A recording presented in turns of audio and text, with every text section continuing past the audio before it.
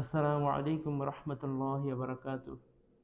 আল্লাহ পাক রব্বুল আলামিন কুরআনুল কারীমের সূরাতুন জিলজালের ৭ নম্বর আয়াতে বলেন, ফামান ইয়া'মাল মিসকালা যাররাতিন খায়রান ইয়ারাহ।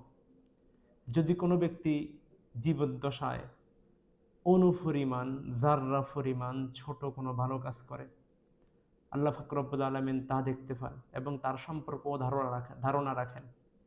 দেখেন, আমাদের দৈনন্দিন চলাফেরার মধ্যে যদি কোনো ব্যক্তির সাথে দেখা হয়, চলাফেরা, কথাবার্তা হয়, আমাদের উচিত তার সাথে ভালো ব্যবহার করা, আমাদের কথার দ্বারা সে যেন কষ্ট না পায় ওই দিকে খেয়াল রাখা।